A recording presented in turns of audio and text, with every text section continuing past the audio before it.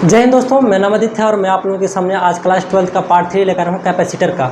अगर part 1 part 2 video नहीं देखे हैं जिसमें ऑलरेडी मैंने इसके बारे में डिस्कस कर चुका है, पूरा फुल कॉन्सेप्ट डिस्कस कर चुके हैं, तो नीचे लिंक दिया है, जाकर वहाँ से मेरा वीडियो देख सकते हैं। आज के इस वीडियो में हम लोग देखेंगे कि ये जो बड़े बड़े क्वेश्चन हैं उसको विदिन सेकंड कैसे लगाएंगे, और हम लोगों ने इसके फुल कॉन्सेप्ट देखेंगे। ये बोर्ड में हमेशा आते जाते रहे, मतलब आज का जो सेक्शन वाला very very important, most important है आज का ये सेक्शन। तो चलिए स्टार्ट करते हैं। सबसे पहला क्वेश्चन हम देखेंगे कि यह जो हमारा परिपथ है क्या व्हिच डिस्टेंस सेट नियम का पालन कर रहा है या नहीं कर रहा है। तो कम से कम 5 प्रतिरोध होना चाहिए, तो 5 प्रतिरोध या 5 कैपेसिटर तो है, तो 3/3 और 6/6 रेशियो समान, 3 कट जाएगा 1, 6 कट जाएगा 1, अर्थात यह व्हिच डिस्टेंस सेट नियम का पालन कर रहा है। तो हम यहाँ लिखेंगे बिंदु ए, यहाँ लिखेंगे बी, यहाँ लिखेंगे सी और यहाँ लिखेंगे डी।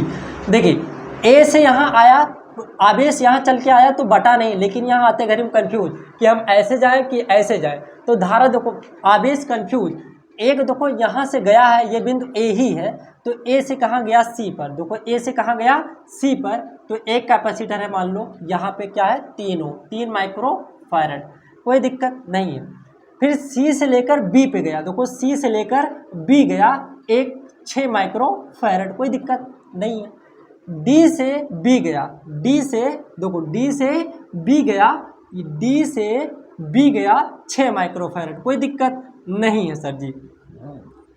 ए से डी, ये पॉइंट ए ही है, तो ए से डी, ए से डी मेरा एक कैपेसिटर, जिसका में देखो सी और डी के बीच में, सी और डी के बीच में, यहाँ तक किसी को कोई दिक्कत नहीं है। ये है भैया 8 माइक्रोफैरड।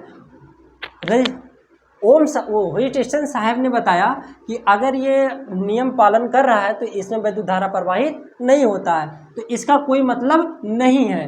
तो अब बताओ, अगर ये छोटे क्लास वाला हो गया नहीं, क्लास 10 का, यहाँ से आवेश जाएगा तो ये आवेश यहाँ तक नहीं बटेगा, आवेश यहाँ से यहाँ तक नहीं बटेगा। लेकिन सर जी अगर ये श्रेणी क्रम में है, श्रेणी क्रम में तो ही है क्योंकि आवेश कहीं बटा नहीं, तो श्रेणी क्रम का फार्मूला कैपेसिटर के लिए क्या होता है 1/C1। मान लो सी डैश इसका मान लो, तो ये हो जाएगा 1/3 और प्लस 1/6, 3 और 6 का लासा 5 हो जाएगा, 3 दूनी 2 प्लस 1 कितना आ जाएगा 3/6, काटेंगे तो आ जाएगा 1/2, तो अर्थात 1/C डैश का मान आ जाएगा 2 माइक्रोफैरड। कोई दिक्कत यहाँ तक किसी को नहीं, मैंने इसको उल्टा कर दिया।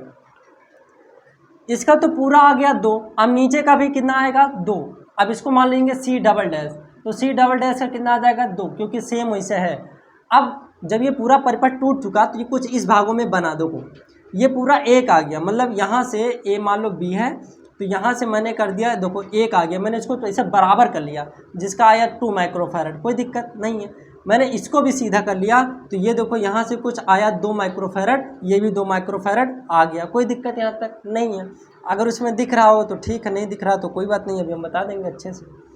ये 2 माइक्रोफैरड, ये 2 माइक्रोफैरड, तो होगा क्या, अब देखो अगर ये अब ये परिपथ जो हमारा हो गया, ये हो गया समांतर क्रम।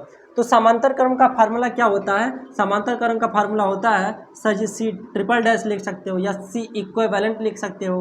ये हो जाएगा 2 + 2, 2 + 2 = क्या हो जाएगा 4 माइक्रोफैरड। ये हमारा क्या हो जाएगा आंसर हो जाएगा। अब चलिए दूसरा क्वेश्चन लेते हैं। आप क्वेश्चन पढ़िए स्क्रीन पर, कह रहा है ए व बी के बीच में तुल्य धारिता बताओ, और ये कह रहा है कि जो 4 माइक्रोफैरड है, जो कैपेसिटर है 4 माइक्रोफैरड का, इस पर वैद्युत विभव कितना होगा, विभवांतर कितना होगा। तो सिंपल सा चीज़ है, हम लोग सबसे पहले देखिए हमारा जो नियम रहता है, सबसे पहले हम अटैक समांतर क्रम पे करते हैं। सबसे पहला अटैक हम समांतर क्रम पे करेंगे, तो बताइए समांतर क्रम कहाँ से स्टार्ट है, सर जी यहाँ से है। तो समांतर क्रम को पहले हम इसको एक तार बनाएंगे, क्योंकि यहाँ 3 तार है। हमारा जो नियम है सबसे पहले समांतर कोरों को पचका कर एक तार में कन्वर्ट करना। तो जरा आप ये बताओ ये किस क्रम में है, सर जी ये समांतर क्रम में है। तो कैपेसिटर का समांतर क्रम का फार्मूला क्या होता है, तो चलिए इसका निकालते हैं। समांतर क्रम का फार्मूला मान लो C1 निकाल लेना या C डैश निकाल लें। तो अगर ये समांतर क्रम में है तो क्या होगा, इसका 3 माइक्रो 3 3 3 बराबर हो जाएगा 3 3 6 माइक्रोफैरड, 3 3 6 3 9 माइक्रोफैरड हो जाएगा। ये पूरा चिपका दिया मैंने, कोई दिक्कत नहीं है। अब मैंने जब इसको पूरा चिपका दिया तो ये कुछ आप लोग क्या करना, सबसे मेन इंपॉर्टेंट ये होता है, अगर कोई ग्राफ आए तो उसको ग्राफ को तोड़ तोड़ कर लिखना। हमारे पास उतना जगह नहीं है, अगर आप बोर्ड में पेपर देंगे तो आप इसको तोड़ तोड़ कर लिखेंगे, ठीक है। अब मैं इसको यहीं मिटा दे रहा हूँ, देखो अब मैंने इन तीनों को चपका कर एक तुल्य कैपेसिटर निकाल दिया जो समांतर क्रम था कितना 9 माइक्रो फैरड को। कोई दिक्कत यहाँ तक नहीं है, आप एक स्टेप में ये बना सकते हैं, कोई दिक्कत नहीं है। दूसरा चीज़ ये है, अब सर जी अगर ये आवेश जाएगा तो यहाँ से यहाँ तक तो समान जाएगा, तो सर जी ये तो श्रेणी क्रम में है। किस क्रम में? ये श्रेणी क्रम में है। तो इस श्रेणी क्रम का फार्मूला क्या होता है कैपेसिटर के लिए? तो मैं कह रहा हूँ सी डबल डैश, तो सी डबल डैश का क्या होगा? तो सर जी ये श्रेणी क्रम है तो इसका फार्मूला होगा 1/c double dash equal to 1/18 plus 1/9। कोई दिक्कत नहीं, 18 और 9 का लासापा आएगा 18, ये आएगा 1 और 2 इक्वल टू 3/18, काटेंगे तो आ जाएगा 1/6, 3 छक 18, तो ये अगर उल्टा करेंगे तो कितना आ जाएगा 6 माइक्रो फैरड। तो ये सी डबल डैश का आंसर मेरा आ गया, कितना आ गया 6 माइक्रो फैरड। अब मैंने क्या किया, इनको मिटाकर आप एक स्टेप और लिखना, डायग्राम बना देना, मैं यही कर दे रहा हूँ। ये पूरा इसका तुल्य धारिता हो गया भैया, ये हो गया 6 माइक्रो फैरड। कोई दिक्कत यहाँ तक किसी को नहीं है। अब फिर मैंने देखा कि यार ये तो फिर समांतर क्रम में है, तो फिर इसको पचका देते हैं। तो जब ये समांतर क्रम में है तो इसका मैं कह दे रहा हूँ C triple dash equal to 6 + 6, क्योंकि समांतर क्रम का जो फार्मूला होता है कैपेसिटर में वो होता है C = C1 + C2 + C3। तो मैंने इन सबको जोड़ दिया, ये हो जाएगा 12 माइक्रो फैरड। यहाँ किसी को दिक्कत नहीं है। अब मैं फिर इसको मिटा दे रहा हूँ। अब यह हमारा एक तार में कन्वर्ट हो गया, यह हमारा पूरा टोटल एक तार में कन्वर्ट हो गया जिसका मान है 12 माइक्रो फैरड। कोई दिक्कत यहाँ तक नहीं है। अब मैं ए व बी के बीच तुल्य धारिता निकाल रहा हूँ, तो आप जरा ये बताएं ए से बी के बीच ये जो हमारा परिपथ है ये किस क्रम में है दोनों? सर जी ये श्रेणी क्रम में है, क्योंकि आवेश जाएगा तो कहीं बटेगा नहीं। तो आवेश जब बटेगा नहीं तो इसका डायरेक्ट फार्मूला हो जाएगा 1/, ये श्रेणी क्रम में है इसलिए इसका CAB मतलब इक्विवेलेंट हो जाएगा 1/4 प्लस 1/12, इसका लासापा होगा 12, 4 तियाँ और 12 एक हो जाएगा 4/12, ये हो जाएगा 1/3, उल्टा करेंगे तो आएगा 3 माइक्रो फैरड। यहाँ तक किसी को दिक्कत नहीं है। सर जी इसका हमारा पूरा तुल्य आ गया, तुल्य विद्युत क्षेत्र कितनी, तुल्य कैपेसिटर आ गया 3 माइक्रो फैरड। लेकिन क्वेश्चन ये कह रहा है कि यहाँ 4, यहाँ क्या था, ये तो आ गया, ये डायरेक्ट आंसर आ गया, एक का आंसर आ गया जो कह रहा था विद्युत धारिता निकालो ए व बी के बीच में, निकाल लिए गुरुजी। अब इसको बनाना नहीं है, आंसर हो गया। लेकिन अब वो जो परिपथ यहाँ 4 था, अब ये क्वेश्चन उसमें ये कह रहा है कि उस 4 कैपेसिटर धारिता पर वैद्युत विभवांतर कितना होगा। तो पहले एक बात बता बाबू, यहाँ पूरा विभवांतर कितना है? तो पूरा विभवांतर है बाबू 2 वोल्ट। पूरा विभवांतर कितना है? 2 वोल्ट। लेकिन सर यहाँ 4 था और यहाँ क्या था, अभी 12 आया था ना, कुछ भी आया होगा, हमसे उससे मतलब नहीं, पूरा परिपथ में बना लो, कोई मतलब नहीं, हमें केवल 4 से मतलब। अगर हमको ये पता चल जाए कि इस 4 ओम, इस 4 प्रतिरोध में, इस 4 कैपेसिटर पे, हम बार बार प्रतिरोध बोल रहे हैं, प्रतिरोध से मत जाना। यहाँ देखिए इस 4 धारिता पर, इस 4 माइक्रोफैरड पर अगर हमको ये पता चल जाए कि यहाँ आवेश कितना है, तब हम विद्युत विभवांतर निकाल सकते हैं आसानी से। तो चलिए आप बताइए पहले। अब मैं अगर यहाँ Q बराबर क्या आता है, Q बराबर आता है CB, मैं इसको बात कर रहा हूँ, यहाँ Q का मान कितना होगा पूरा आवेश, तो Q बराबर क्या होता है CB।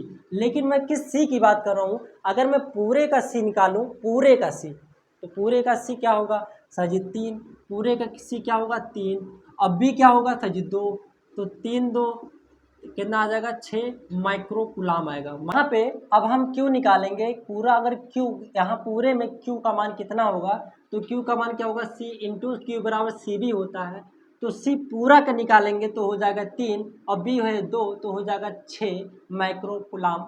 सर माइक्रो कूलाम क्यों है? क्योंकि बाबू यहाँ C का जो मात्रक है वो माइक्रो फैराडे में है, इसलिए हम माइक्रो कूलाम लेंगे, किसी को कोई दिक्कत नहीं है।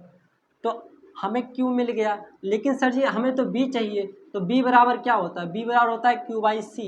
तो Q का मान कितना है सर जी 6 और B का मान कितना, C का मान कितना है, तो C मतलब वो जिस कैपेसिटर पर वो बात कर रहा है उसी को हम नीचे रख देंगे, तो ये हमारा हो जाएगा आंसर हो जाएगा। इसको काट दो, 2 दूनी 2 तियाँ, कितना आएगा 1.5। बी का मात्रा क्या होता है वोल्ट, मतलब 4 माइक्रो फैराडे पर मेरा 1.5 वोल्ट आंसर आएगा। अब चलिए क्वेश्चन तीसरा लेते हैं और लगाते हैं।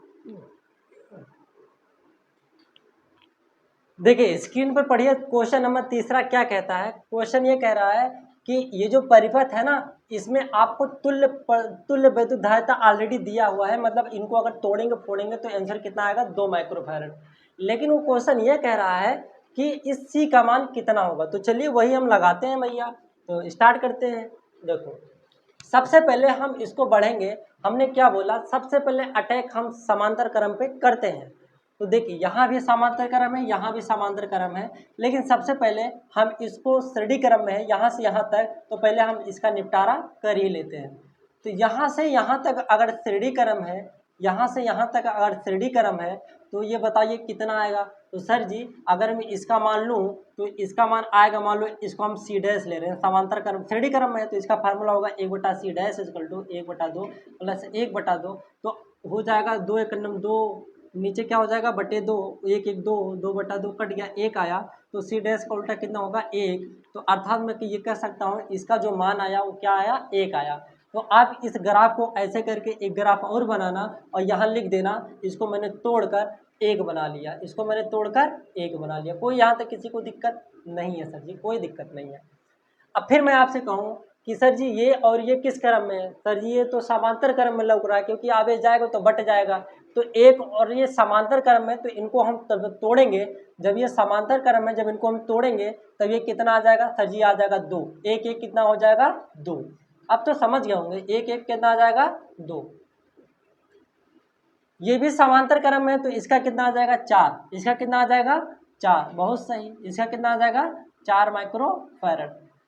अब जब ये आवेश यहाँ से यहाँ तक जाएगा, तो देखिए यहाँ से अगर आवेश जाएगा तो यहाँ तक कहीं बटेगा नहीं। तो मैं ये कह सकता हूँ यहाँ से यहाँ तक ये श्रेणी क्रम में है, तो श्रेणी क्रम का फार्मूला ये आंसर कितना आएगा। तो इसको मैं कह रहा हूँ सी ट्रिपल डैश मान लो, तो 1/, समांतर श्रेणी क्रम में है, तो इसका फार्मूला आएगा 1/4 प्लस 1/4, तो हो जाएगा 2/4, काटेंगे तो हो जाएगा 2 1/2। तो अर्थात सी ट्रिपल डैश उल्टा कर देंगे तो आ जाएगा 2 माइक्रोफैरड। तो मैं ये कह सकता हूँ अगर मैं इन सबको तोड़कर मेरा एक रेजिस्टेंस बन गया कितना 2 माइक्रोफैरड। कोई दिक्कत यहाँ तक किसी को नहीं। अब जब ये आवेश जाएगा यहाँ से यहाँ तक, जब यहाँ से आवेश जाएगा तो देखिए यहाँ 2 भागों में बट गया, एक यहाँ एक यहाँ। तो ये कौन सा दोनों क्रम में हो गए सर जी, ये समांतर क्रम में हो गए। और समांतर क्रम का फार्मूला हमें पता है कैपेसिटर में, तो हो जाएगा सी में यहाँ मान लीजिए सी ट्रिप 4 डैश, क्या मान लीजिए C4 dash equal to 2 + 2 = 4 microfarad. यहाँ किसी को कोई दिक्कत नहीं है। सर जी मैंने क्या किया, इन सबको एक तार में कन्वर्ट कर लिया, तो ये कुछ इस तरीके से मेरा हो गए 4 माइक्रोफैरड, और यहाँ मैंने ले लिया B। अब आपसे कह दूं ये सिंपल सर्किट बन गया आपका, तो क्या आप ये नहीं लगा पाएंगे। ये कौन सा क्रम हो गया, ये हो गया श्रेणी क्रम का फार्मूला हो गया। और श्रेणी क्रम का फार्मूला हमें पता है sir ji 1/c equivalent equal to 1/c plus 1/4। लेकिन मास्टर साहब 1/c इक्वावेलेंट का मान हमको ऑलरेडी क्वेश्चन में दे दिया है, कितना है 2। तो 1/2 इक्वल टू 1/c प्लस 1/4। 1/4 को उठा के फेंक देंगे क्योंकि हमें 1/c का मान चाहिए। तो ये कुछ ये हो जाएगा 1/2 माइनस 1/4 इक्वल टू 1/c। 4 और 2 का लासापा लेंगे तो कितना आ जाएगा 2। 2 minus 1 equal to 1/4 equal to 1/c। उल्टा करेंगे तो c का मान कितना आ जाएगा 4 माइक्रोफैरड। ये हमारा क्या आ जाएगा आंसर आ जाएगा। क्वेश्चन नंबर 4 लेते हैं, वो भी देखते हैं, बहुत इंपॉर्टेंट है। देखिए अगर कोई घन दिया हो क्यूब, तो उसको हम कैसे लगाएंगे, इसका तुल्य धारिता हम कैसे निकालेंगे। सबसे पहला चीज़ ये देखिए हमसे क्या मतलब, हमें तो सर जी केवल एक का मतलब है हम आवेश को दौड़ाएंगे। अगर आवेश जहाँ बट गया, जहाँ कंफ्यूज हो गया वो समांतर क्रम, और जहाँ नहीं बटा वह श्रेणी क्रम। तो आवेश जैसे हम यहाँ से एंट्री करेंगे तो ये पहले कंफ्यूज 3 रास्तों में, तो इसको मैं एक डायग्राम फुल बनाता हूँ। इसका कैपेसिटर सबका CC दिया है और पूछ रहा है इसका इक्विवेलेंट कैपेसिटर क्या होगा, मतलब तुल्य धारिता क्या होगी। तो यहाँ से सर जी P, जो P है ना, यहाँ P 3 भागों में डिवाइड है, 3 कैपेसिटर लगा है, 1 2 3 डिंग डंग डिंग डिंग डंग, मतलब कितना भागों में 3 भागों में बट गया। कहाँ कहाँ पे देखो, ये M पर आया, मान लो ये M हो गया, ये सर जी T पर गया तो T ले लें, और P कहाँ पे गया O पर ले लें, तो मतलब यहाँ M T O तीनों आ गया, कोई दिक्कत नहीं है गुरुजी। अब यहाँ पे क्या हुआ जो m से है m दो भागों में तोड़ा गया, एक m जाके q में मिला। देखो m q पर, मान लो यहाँ पे एक q है, मान लो यहाँ पे एक q है तो m q से भी मिला, और m n, यहाँ n भी डाल लो और यहाँ s भी डाल लो, कोई दिक्कत नहीं है सूर्य जी। m दो है, एक m q, देखो m q, फिर m n, फिर एक ठू लगा कैपेसिटर m n, कोई दिक्कत नहीं है गुरु जी। यहाँ से दो हो गया। अब टी पर आओ, देखो टी देखो टी जो है टी क्यू से भी है, टी पर टी क्यू, एक कैपेसिटर यहाँ लगा दिया, कोई दिक्कत नहीं है। फिर टी एस, तो फिर टी से आया टी एस, कोई दिक्कत नहीं है, खत्म हो गया कहानी, कोई दिक्कत नहीं है, ठीक है। और ये बिंदु ओ है, ये बिंदु ओ है, सजी दो से भी दो निकले, एक ओ एस, ओ एस, फिर ओ एन, बस खत्म कहानी। अब ये देखो क्यू एन एस जाके केवल एक बिंदु पर मिला, वो बिंदु है सर जी ओ, वो बिंदु क्या है ओ यहाँ तो है भैया, इसको आर मान लो, कोई दिक्कत नहीं है। अब क्यू एन एस, क्यू से आर एक कैपेसिटर, क्यू से आर एक कैपेसिटर, फिर गुरुजी एन से आर एक कैपेसिटर, एन से आर एक कैपेसिटर, एस से आर एक कैपेसिटर, लो भैया बना दिए, कोई दिक्कत नहीं है। ये सी सी सी सी सी सी सी सी सी सी सी सी हो गया ना, कोई दिक्कत नहीं है।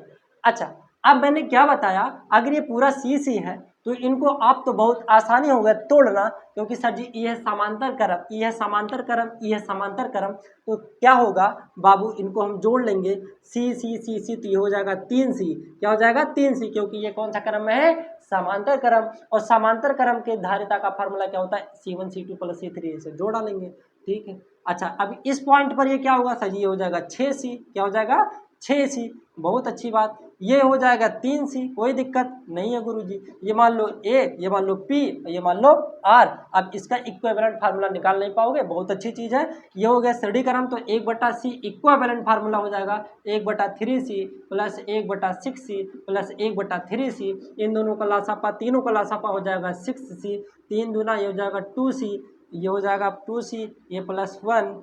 अच्छा, यहाँ पे मैंने क्या किया, यहाँ पे मैंने बाबू A/C कॉमन ले लिया, तो ये C सब में नीचे कॉमन आ जाएगा, और इसे लासापा 6 हो गया, यहाँ 2 + 1 और +2, तो ये हो जाएगा, क्या हो जाएगा, ये हो जाएगा C, ये हो जाएगा 2 2 4 1 5 बटा क्या हो जाएगा 6 हो जाएगा। अब मैं इसको उल्टा अगर करूँगा तो ये हो जाएगा 6/5C, ये हमारा फार्मूला हो जाएगा, ये हमारा फार्मूला क्या हो जाएगा, उल्टा होगा तो ये 6C/5 माइक्रोफैरड, ये हमारा आंसर होगा, C इक्विवेलेंट का ये हमारा आंसर हो गया। कोई दिक्कत यहाँ तक किसी को? जरा ये बताइए, क्वेश्चन स्क्रीन पर पढ़िए क्या कह रहा है। यहाँ पे एक माध्यम अभ्रक, मतलब कोई माध्यम आ गया, तो जब कोई माध्यम आ जाता है तो कैपेसिटर का फार्मूला क्या होता है बबुआ, जब हम लोगों ने देखा कि समांतर प्लेट के लिए कैपेसिटर का फार्मूला होता है सर जी के ε0 A/d, होता है कि नहीं होता है? होता है मास्टर साहब, होता है, हमको पता है, इतना गॉस के थ्योरम से पढ़ा रहे हैं, कोई दिक्कत नहीं है। अच्छा, तो यहाँ पे तो के आ गया, तो यहाँ के आ जाएगा, अगर के नहीं होता तो यहाँ के से गायब कर देते। तो कैपेसिटर दो प्लेट से बनता है, कैपेसिटर हमेशा भी दो प्लेट से बनता है।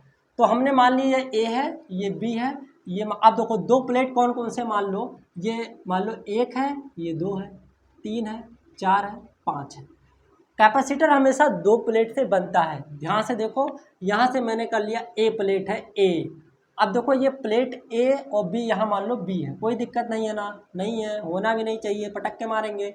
देखो यह गया, यहाँ से मैंने कहा एक प्लेट है, तो एक प्लेट ये वाला हो गया, और ये दो प्लेट होगा, 1 और 2, ये दो प्लेट मिलकर एक कैपेसिटर का निर्माण कर दिए, कोई दिक्कत नहीं है।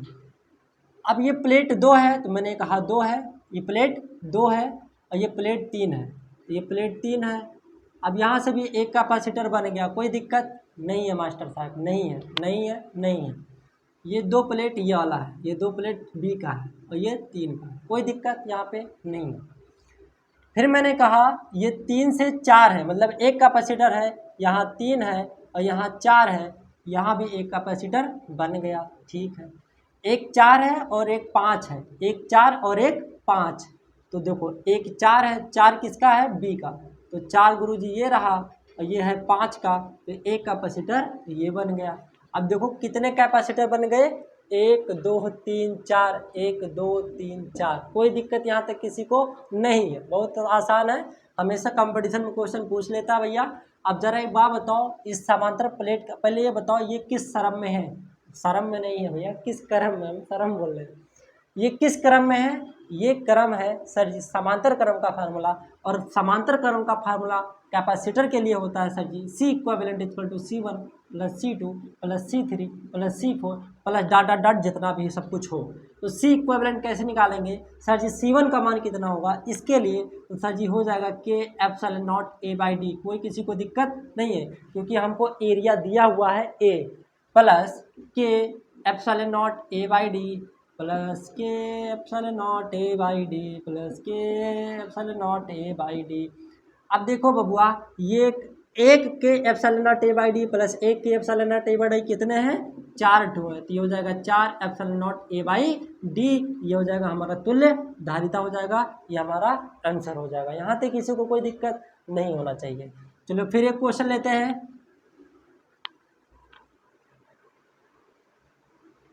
देखिए क्वेश्चन नंबर आप स्क्रीन पर पढ़िए, ये क्या क्वेश्चन कह रहा है। कह रहा है 10 माइक्रोफैराड का एक कैपेसिटर है जिसका विभवांतर एक है 100 वोल्ट और एक है 200 वोल्ट। अब ये पूछ रहा है इसमें जो ऊर्जा की वृद्धि होगी वो क्या होगी। तो ज़रा आप ये बताइए ऊर्जा का फार्मूला क्या होता है। अभी मैंने कल ही बताया था नी वीडियो में, अगर वो नहीं देखें भैया तब कहाँ है बताइए। U बराबर क्या होता है, 1/2 CV² होता है कि नहीं होता, होता है मास्टर साहब, होता है। यहाँ फार्मूला अगर बी बराबर और रख दें तो अलग फार्मूला हो जाता है क्यू के पद में, अगर हमको क्यू दिया हो तो क्या करेंगे हम यहाँ U1 निकालेंगे, मतलब 1/2 और C का मान कितना है 10 माइक्रोफैराडे। तो 1 माइक्रोफैराडे बराबर क्या होता है 10⁻⁻6 फैराडे। तो इसको हम मैंने बदल लिया 10⁻⁻6।